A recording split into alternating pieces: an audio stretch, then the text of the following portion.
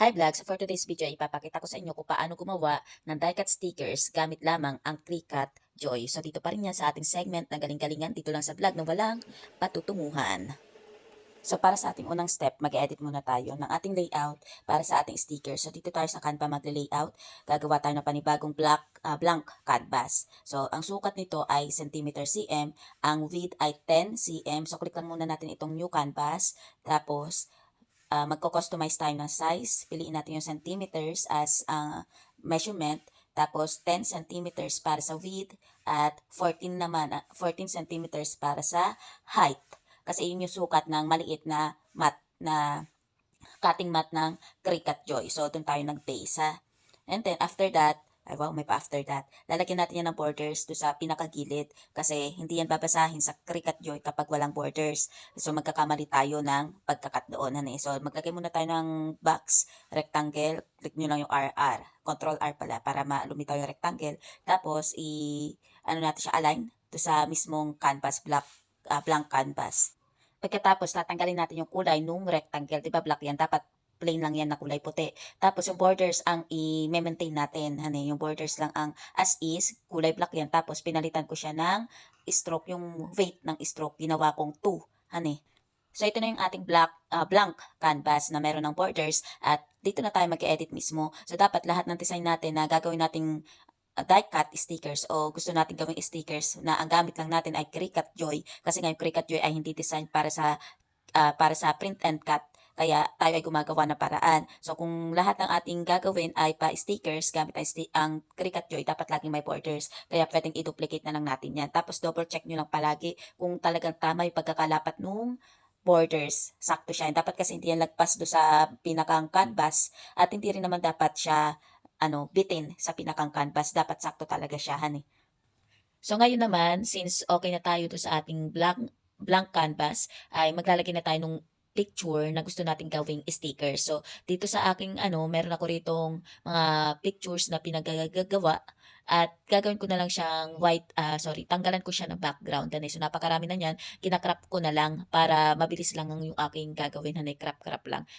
Alisan lang natin siya ng background. So kung mapapansin niyo may white background na itong aking pictures. So tingnan natin, tanggalin lang muna natin ng background. So, hindi na alis yung kulay white na lining, yung kulay white na borders doon sa aking pictures. Pero natanggal yung pinaka-background niya na sky blue. So, ngayon, ang gagawin ko, since meron na siyang stroke, meron na siyang borders na kulay white, ganun pa rin, lalagyan ko pa rin siya ng border na kulay white. So, punta tayo dito sa ating edit picture, lagyan natin ng shadow, tapos outline na kulay puti. Papalitan niya natin ng weight, yung bigat nung outline. Gagawin ko lang siyang, dapat yan, kung wala yung outline na original na puti, gagawin natin dapat siyang 25 yung weight. Pero since meron na siyang kulay puti, pinabaan ko na lang, ginawa kong 15. Again, dahil may kulay puti na itong aking stickers, itong aking picture, ay 15 na lang yung weight ng aking borders. Pero kung wala, 25 ha. So kung sa inyo wala pang puting background o puting lining, ay 25 Tapos inayos ko na yung pagkakakrop kasi meron nakukuha na ibang part to sa original na picture. So since meron pa yan, ang gagawin ko dyan ay punta ulit ako sa edit, yung sa background remover, buburahin ko yung nando sa ibang part na nasasama dito sa aking picture. Siguraduhin yung picture natin na gagawing stickers ay hindi tatama to sa border na kulay black. Hindi siya lalagpas doon at lalong hindi tatama kasi magkakaproblema tayo kapag nag-cut na tayo. And then next, same process pa rin, mag-insert pa rin kayo ng picture kung ano yung picture na ilalagay ninyo. Punuin natin siya hanggang 6 sa aking experience, hanggang 6 yung pwedeng magkasya dito sa sukat na ito, 10 by 14. So ganun pa rin, same picture pa rin yung nilagay ko pero iba na yung pagkakakrop kasi nga again, maraming picture do sa isang picture na ang dami, di ba? Basta nakikita nyo naman yung proseso, di ba? Kinakrap ko na lang. Tapos nilalagyan ko ng outline na kulay puti, 15 lang. Same process pa rin hanggang sa matapos kayo sa paglalagay ng picture dito sa ating blank canvas.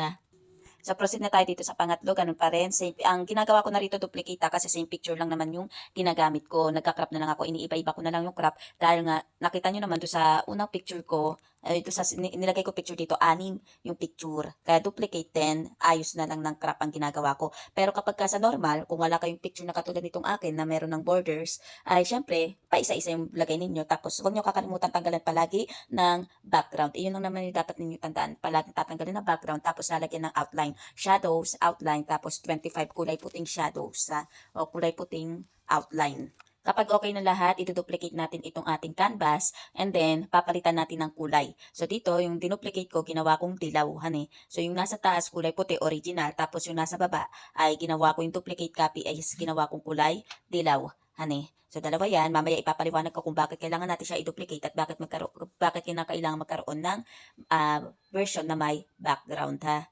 So ngayon, para hindi tayo malito, i-rename natin yung bawat page. Itong page 1, lalagay natin na print.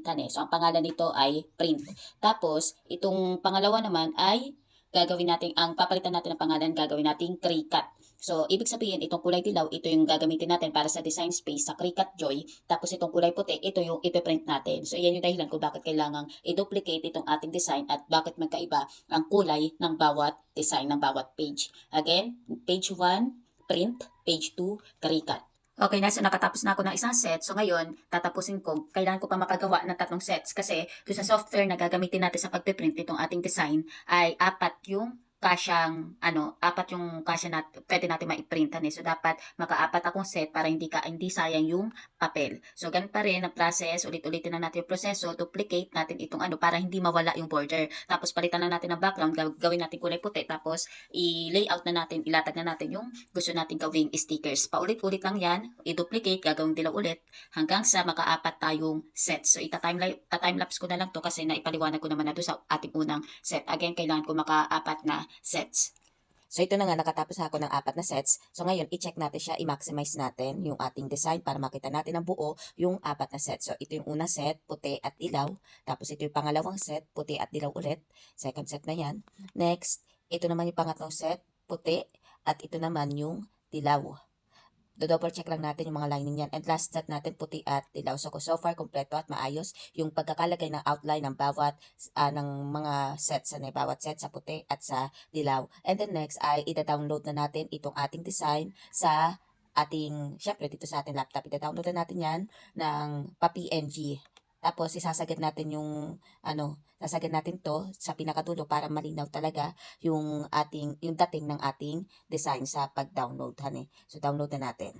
So dito na muna nagtatapos yung part 1 ng paggawa ng ating die-cut stickers gamit ang Cricut Joy. So ipagpapatuloy natin sa next video para sa printing and actual cutting. Bye-bye!